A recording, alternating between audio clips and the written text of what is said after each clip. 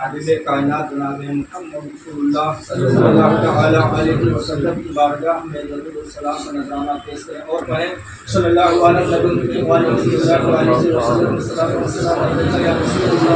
صلی اللہ تعالی علیہ وسلم نحمده ونصلي على رسوله الكريم اعوذ بالله من الشيطان الرجيم بسم الله الرحمن الرحيم الصلاة والسلام عليك يا سيدي المرسلين اما بعد بسم الله الرحمن الرحيم اهدنا الصراط المستقيم. آئیے ایک بار ہم اور سب مل کر حصول و برکت کے لیے پیاری آقا تاجدار مدینہ کی بارگاہ میں صلی اللہ علیہ وسلم اور پڑھیں اللہم محمد صلی اللہ علیہ وسلم محمد صلی اللہ علیہ وسلم الصلاۃ والسلام علیک یا رسول اللہ صلی اللہ علیہ وسلم. جب علماء کی محفل میں بیٹھے تو زبان سنبھال کر، جب علماء کی محفل میں بیٹھے تو زبان سنبھال کر، اور جب اولیاء کی بارگاہ میں جائیں تو دل میں. کیا بات ہے بے شک، بہت اچھی. اور الحمدللہ ہمارے یہاں تین حافظ قرآن، ایک قاری قرآن اور ایک عالم دین، اور ایسے لوگوں کے بیچ میں اگر کچھ بولنا ہے تو زبان سنبھال کر ہی بولنا پڑے گا. لیکن بولنے کا مقصد میرا جو ہے، ہو سکتا ہے کہ آپ لوگ کے دلوں میں بھی وہی چیز ہے.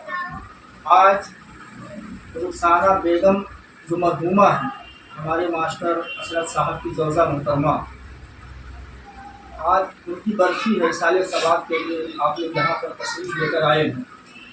اور اللہ جل شانہ قرآن کریم کے اندر ارشاد فرماتا ہے کہ بے شک ہر نفس کو موت کا مزہ چکھنا. ہمیں بھی موت آنی ہے، آپ کو بھی موت آنی ہے. دنیا میں ایک واحد اللہ کے سوا ہر کسی کو موت آنا ہے، چاہے کوئی آج انتقال کرے چاہے کوئی 2 روز بعد انتقال کرے، مرنا تو ہر کسی کو. لیکن حضور کریم صلی اللہ تعالی علیہ وسلم ارشاد فرماتے ہیں تم میں سے سب سے بہتر مومن وہ ہے، سب سے بہتر ایمان والا وہ ہے کہ جو مرنے سے پہلے اپنے مرنے کی تیاری کرے، اپنے آخرت کی تیاری کرے، اپنے قبر کی، اپنے حشر کی تیاری کرے، اعمال نامہ داہنے ہاتھ میں پانے کی تیاری کرے. تم میں سے سب سے بہتر ایمان والا وہ ہے کہ جو مرنے کی تیاری کرے. اب ہم میں سے کتنے لوگ ہیں کہ جو اپنے موت کی فکر کرتے ہیں؟ ہم میں سے کتنے لوگ ہیں کہ جو اپنے موت کو روز یاد کرتے ہیں؟ ہم میں سے کتنے لوگ ہیں جو نبی کریم صلی اللہ تعالی علیہ وسلم کے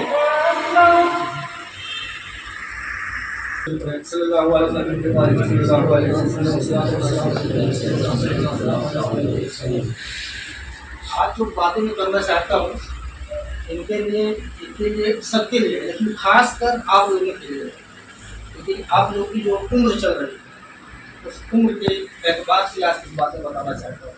مساجدوں میں تو ہمارے علماء ائمہ حضرات اکثر بتاتے رہتے ہیں، لیکن ہر کسی کا اپنا بتانے کا انداز ہوتا ہے. نبی کریم صلی اللہ تعالی علیہ وسلم نے نبوت کا اعلان فرمایا. توجہ فرمائے، نبی کریم صلی اللہ تعالی علیہ وسلم نے نبوت کا اعلان فرمایا. مکہ جو بیت اللہ ہے، کعبہ ہے، کعبہ کے حد میں تمام مکہ والوں کو، تمام قریشیوں کو، تمام لوگوں کو آپ نے بلایا کہ اے لوگوں آؤ اور کچھ ضروری میٹنگ کرنی ہے، کچھ ضروری باتیں بتانی ہیں. حضور کے ایک آواز پر تمام ہاشمی، تمام قریشی، تمام مکانی جو مکہ والے تھے تمام لوگ آگے حضور کی بارگاہ میں حاضر ہوئے اور حضور صلی اللہ تعالی علیہ وسلم اونچے جگہ پر جلوہ افروز ہو گئے. توجہ فرمائے، حضور جلوہ افروز ہو گئے. آپ نے فرمایا اچھا اے لوگوں یہ بتاؤ کیا میں نے کبھی چوری کی؟ لوگوں نے کہا رسول اللہ نہیں. کیا میں نے کبھی ڈاکہ ڈالا یا کسی کے امانت میں خیانت کیا، یا میں نے کسی کا قتل کیا، یا میں نے کسی کے دل کو تکلیف پہنچایا، یا میں نے کبھی جھوٹ بولا؟ لوگوں نے کہا رسول اللہ یا محمد آپ نے کبھی کوئی غلطی نہیں کیا، آپ سے کوئی ایسی خطا نہیں ہوئی. آپ نے فرمایا کہ اے لوگوں آپ لوگ مجھ پر یقین کرتے ہو؟ تو لوگوں نے کہا کہ اے محمد ابن عبداللہ پورے مکہ کے اندر جتنے لوگ موجود ہیں، ہم لوگ کا گمان ہے کہ پوری دنیا کے اندر جتنے لوگ موجود ہیں سب سے زیادہ امین آپ ہیں، سب سے بڑھ کر صادق آپ ہیں، سب سے زیادہ اچھے آپ ہیں. حضور کریم صلی اللہ تعالی علیہ وسلم ارشاد فرماتے ہیں کہ اے لوگوں اچھا یہ بتاؤ اگر میں یہ کہوں کہ احد پہاڑ کے پیچھے، یہ جو پہاڑی ہے اس پہاڑی کے پیچھے اگر دشمن اپنی فوج کو لے کر کھڑا ہے اور تم پر حملہ کرنا چاہتا ہے تو تم کیا کرو؟ لوگوں نے کہا کہ اگر آپ کہو گے تو ہم تیاری کرنے نہیں جائیں گے، हम दुश्मन को देखने नहीं जाएंगे, हमारे हाथ में जो भी हथियार आएगा हम लेकर तुरंत दुश्मन के ऊपर हमला कर देंगे। बोले आप लोगों को मुझ पर यकीन है? लोगों ने कहा आप पर पूरा यकीन है। बोले कोई शक की गुंजाइश? बोले नहीं। तो बोले तो ऐ लोगों जब मुझ पर तुम लोगों को इतना यकीन है तो एक बात मैं और बता दूं कि अल्लाह जल्ल शानू ने मुझे अपना रसूल बनाकर तुम लोगों के बीच में भेजा है और मुझे ये कलमा दिया है और उस कलमे को तुम पढ़ लो और कामयाब हो जाओ। सुभान अल्लाह, सुभान। इतना सुनना था कि सबसे पहला पत्थर अबुल हकम, जिसका नाम है अबू जहल सबसे पहला पत्थर उठाकर हुजूर के ऊपर फेंकता है और कहता है कि अय मोहम्मद तुम्हारी सारी बातें सही है लेकिन ये बात तुम्हारी झूठ है। अब सारे मक्का वाले हुजूर सल्लल्लाहु तआला अलैहि वसल्लम के खिलाफ हो गए, कलमा कोई नहीं पढ़ रहा, सब लोग चले गए। हुजूर को भला बुरा कहते, पत्थर फेंकते, उनके दिल में जो भी आया वो करते हुए चले गए। लेकिन आए बच्चों, उन्हीं बच्चों के बीच में एक बच्चा खड़ा था। उस बच्चे की जब विलादत होनी होती है तो उनकी वालदा मस्जिद जब बैतुल्लाह काबा के जब सामने से गुजरती है, जब टर्न होता है बच्चा पैदा होने का तो काबा चाक होता है और आवाज आता है कि मेरी बंदी को इसके अंदर आ जाए। जब इसके अंदर जाती है तो उस बच्चे की वहां पर विलादत होती है और वो बच्चा आंख अपना नहीं खोलता है। जब मक्का में ऐलान होता है कि अबू तालिब के घर में एक बच्चा और पैदा हुआ है, अबू तालिब का एक बेटा पैदा हुआ है, तो सारे लोग वहां पहुंचते हैं, देखते बोलते लगता बच्चा नबीना है, अपने आंखों को नहीं खोल रहा है। लेकिन जब हुजूर करीम सल्लल्लाहु तआला अलैहि वसल्लम जाते हैं, उस बच्चे को अपनी जब गोदी में लेते हैं, जब उस बच्चे को एहसास हो जाता है कि नबी कौनेन की गोदी में हम आ गए हैं, तब वो अपने आंख खोलता है। वो वाली कि जो अपना आंख खोलता है वो सबसे पहला चेहरा अपने नबी का देखता है। वही 8 साल का बच्चा उस मैदान में खड़ा हुआ है, सारे मक्का वाले भाग गए, छोड़ के चले गए। अब वो कहता है कि ऐ अल्लाह के रसूल मुझे कलमा पढ़ाओ, मैं मानता हूँ आप अल्लाह के नबी हो, आप मुझे कलमा पढ़ा दो।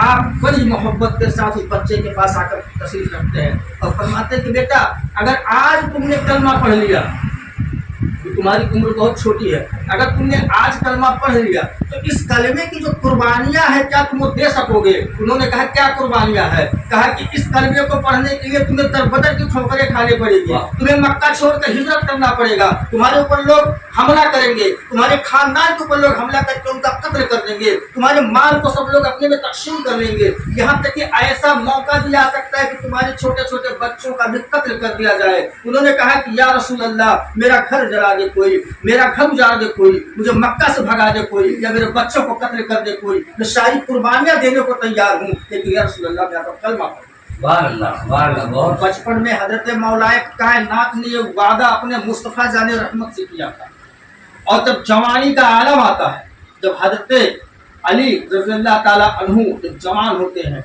जब बड़े होते हैं, जब हुजूर को हिजरत करना होता है तो हुजूर के बिस्तर पर मौला अली मिलते हैं। जब कोई बात आती है तो हुजूर करीम फरमाते हैं कि मैं इल्म का शहर हूँ और अली उसके दरवाजे हैं, और वही अली रज़ियल्लाहु ताला अन्हु के शहजादे होते हैं। हजरत इमाम हसन करीम रज़ियल्लाहु ताला अन्हु, इमाम हसन को जहर देकर लोगों ने मारा था, लेकिन हजरत हुसैन रज़ियल्लाहु ताला अन्हु की तारीफ आप लोग सुनते होंगे। ये जो मुकद्दस महीना अभी बीत रहा है कुर्बानी के साथ में जिलहिज्जा, इसके बाद में हमारा जो नया साल शुरू होगा मुहर्रमुल हराम से, यहाँ भी 10 तारीख को कुर्बानी होता है, यहाँ भी 10 तारीख को कुर्बानी होता है। जब इमाम आली मकाम रज़ियल्लाहु ताला अन्हु करबला के अंदर तशरीफ लेकर जाते हैं तो वहाँ 6 महीने का दूध पीता बच्चा भी है, आपका नौजवान बेटा भी है, आपका भतीजा भी है, आपकी बीवी भी है, आपकी बहनें भी हैं और आपके चाहने वाले भी मौजूद हैं। लेकिन वहां देखा गया कि बचपन में हजरत अली ने वादा किया था काबा के सामने बैठकर मोहम्मद अरबी से, और बेटा वो वादा को वहां पूरा कर रहा है। अपने 6 महीने के बच्चे को गोद में लिया हुआ है और उसके हलक में तीर मारा जा रहा है, नौजवान बेटे के बाजुओं को काटा जा रहा है, जुबान को काटा जा रहा है, गर्दन को काटा जा रहा है। बाप ने वादा किया था, बेटे ने घर निभा दिया। तो मेरे बच्चों, कहने का मकसद ये है, बात को मैं समझना चाहता हूँ कि अभी आप लोग एक चढ़ती हुई उम्र, एक उगते हुए सूरज है, आप लोग कुछ चीजों से बच जाओ और हुजूर करीम से सच्ची मोहब्बत करो। सबसे पहली चीज है मोबाइल हमारे लिए नहुसत। बच्चे जहां तक कोशिश करें मोबाइल से काफी दूरी बना के रखें, इल्म पर ज्यादा ध्यान दें। इल्म आप सीखो, आप डॉक्टर बनो, IPS बनो, IAS बनो, आपको जो कुछ बनना है बनो, लेकिन इल्म दीन सीखो। अपने गली मोहल्लों को साफ सुथरा रखो, आपस में गाली गलौज मत करो, किसी की बहन बेटियों पर नजर मत रखो।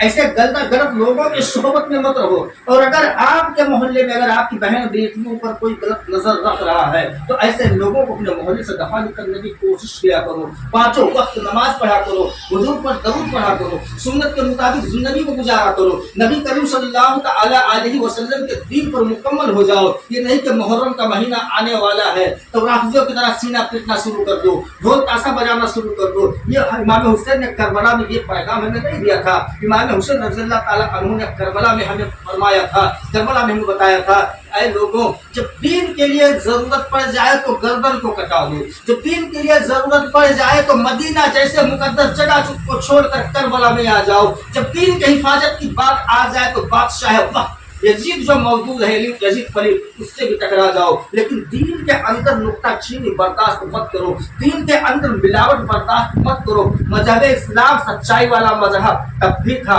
آج بھی ہے. اپنے آپ کو لوگوں سے محبت کر کے دکھاؤ. محبت اسلام کا مطلب محبت کرنا.